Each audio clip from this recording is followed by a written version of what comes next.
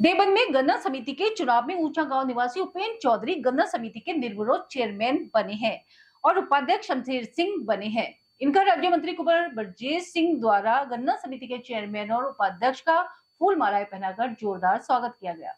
इस दौरान मीडिया से वार्ता करते हुए राज्य मंत्री कुंवर ब्रजेश सिंह ने बताया कि सरकारी गन्ना विकास समिति के 11 निर्देशक कल चुन लिए गए थे, जिनमें से 9 का निर्विरोध निर्वाचन पहले हो चुका है और 2 का कल 2 सर्कल के लिए, जिसमें भायला सर्कल और कुलसट सर्कल, उसके लिए वहां के डेलीगेट द्वारा मतदान किया गया था, जिसमें भारतीय जनता पार्टी के दोनों समर्थित प्रत्याशी विजयी हुए। उन्होंने बताया कि 11 हमारे निर्देशक गण, 12 मनोनीत निर्देशक गण, 12 शून्य के माध्यम से सरकारी गन्ना चुनाव समिति के चुनाव में भारतीय जनता पार्टी के कार्यकर्ताओं ने विजय प्राप्त की। के 11 निदेशक कल चुन लिए गए थे, जिसमें से 9 का निर्विरोध निर्वाचन पहले हो चुका था। कल 2 सर्किल के लिए, जिसमें से एक भायला सर्किल और एक कुलसट सर्किल, उसके लिए वहां के डेलीगेट्स ने मतदान किया था। उन दोनों सर्किल में भी भारतीय जनता पार्टी के समर्थित दोनों प्रत्याशी विजयी हुए और आज ये बोर्ड 11 हमारे निर्वाचित निदेशकगण और 12वां हमारा मनोनीत निदेशक, 12 शून्य के माध्यम से इस सहकारी गन्ना विकास समिति के चुनाव में भारतीय जनता पार्टी के कार्यकर्ताओं ने विजय प्राप्त की है। गन्ना समिति के अध्यक्ष के रूप में डॉक्टर उपेंद्र चौधरी, जो मेरी विधानसभा के ऊंचा गांव के निवासी हैं, लगातार पिछले 20-25 साल से पार्टी के विभिन्न दायित्वों पर काम करते रहे हैं और मंडल अध्यक्ष रहे हैं। उसके बाद इस पर पार्टी ने उनको प्रत्याशी घोषित किया था। आज उनके सामने किसी ने नामांकन नहीं किया है और वो निर्विरोध अध्यक्ष के रूप में यहाँ निर्वाचित हुए हैं। उपाध्यक्ष के रूप में शमशेर सिंह जी भायला सर्किल से निदेशक चुने गए थे। कल आपके सर्किल का चुनाव था, 23 और 5 के अंतर से इन्होंने चुनाव जीता और उपाध्यक्ष के रूप में शमशेर सिंह जी को इस गन्ना समिति का उपाध्यक्ष निर्वाचित घोषित किया गया है। इनके सामने भी किसी का नामांकन नहीं आया, ये भी निर्विरोध घोषित हुए हैं और ये गांव चिराव है मेरी विधानसभा का, वहां के रहने वाले हैं।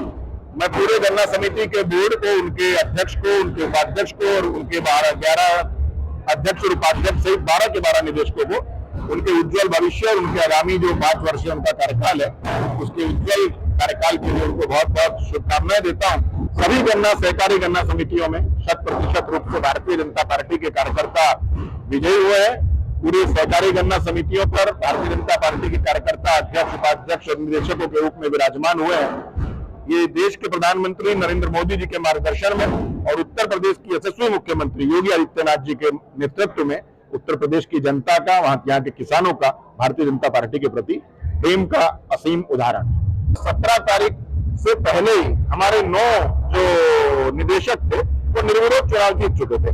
तो अगर 11 और 9 में वो करेंगे तो 9 और 2, अगर हम कल के दोनों चुनाव किसी कारणवश ना भी जीतते तो भी 9 और 2 की रेशो रहती, तो अध्यक्ष और उपाध्यक्ष तो बनना हमारा तय था। लेकिन वो दोनों चुनाव, कल के दोनों चुनाव जिनमें मत पड़े हैं, उन दोनों को भी हमने एक अच्छे अंतर से जीता है।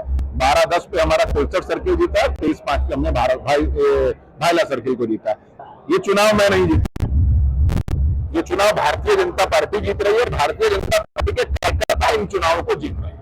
कभी भी ये कहना कि मैं इन चुनाव को जीत रहा हूं, ये अहंकार का स्वरूप लेता है। अभी 1-1.5 साल के बाद दोबारा यही चुनाव फिर मैदान में होने वाले हैं।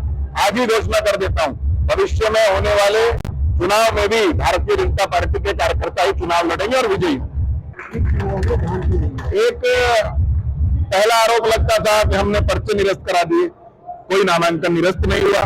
जिनमें स्वतः कुछ त्रुटियां थी डेलीगेट्स के नामांकन में, वो स्वतः जो त्रुटियों के कारण हुए वो निरस्त हुए।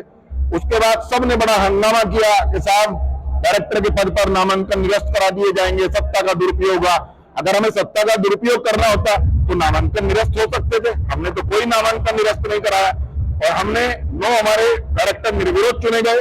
स्वेच्छा से लोगों ने अपने 2-4 जगह जो थे उन्होंने अपने नामांकन वापस ले लिए कि अंतर से हम 2 मतों से विजयी हुए, एक पे हम 23-5 के अंतर से विजयी हुए। अब इसमें आप स्वयं सोचिए कि कहां धांधली का स्कोप है। लेकिन दिक्कत यह है कि विपक्ष को जब कुछ मिलता नहीं है तो उसके पास केवल इस आरोप को लगाने के अलावा कोई और बहाना नहीं है।